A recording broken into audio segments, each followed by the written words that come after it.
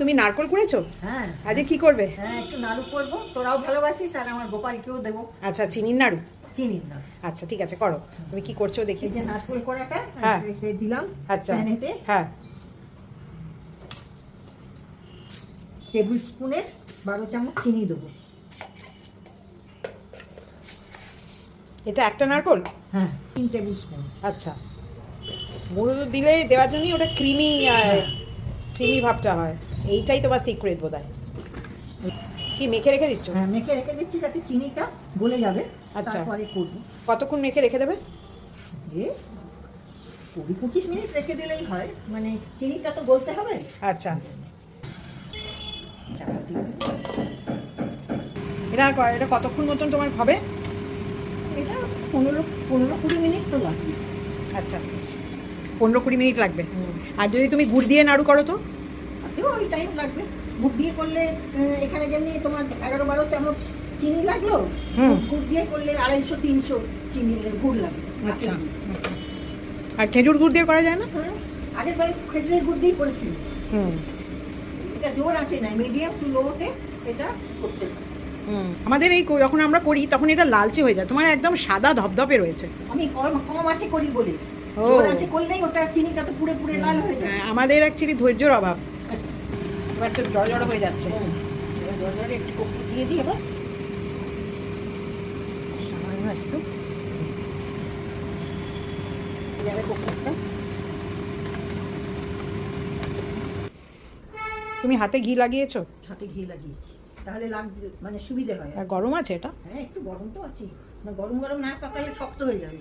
আচ্ছা, তবে যতটা হাতে সয়, এই নয় যে একদম ফুটন্ত, এই যতটা হাতে সয় গরম সেরকম।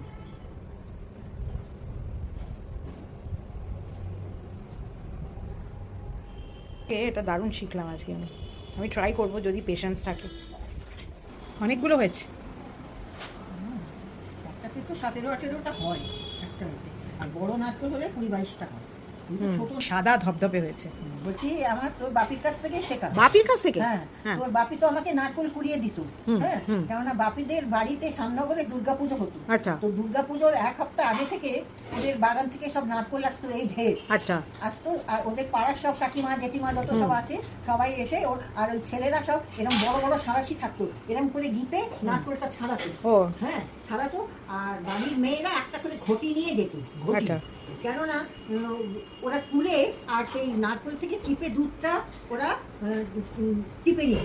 কেননা দুধ থাকলে নারকেলের নাড়ু বেশি দিন থাকবে। আচ্ছা, কেননা ওদের তো অনেক দিন থাকতে হবে, থাকে না।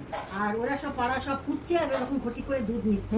বাপির ঠাকুমা বাড়িতে ওরকম নিয়ে এসে বাড়িতে কড়াতে হুড় করে ঢেলে দিত দুধটা, নারকেল তেল হয়ে যেত, ওইতে গরম গরম লুচি ভেজে খেত। দারুণ, গাওয়া ঘিয়ের মতন। বলে সে কি টেস্ট বলতে পারবো না, আমি যদিও খাইনি, তোর বাপির মুখে শোনাইছে যে এইরকম ওদের হতো। খুব দারুণ তো। আর তোর বাপি যে পুজোয় তখন বাপিরা ছোট, পুজোয় সব কাজ করতে হতো, বলে কাজ করতে গেলেই হাত পাতবো নাড়ু।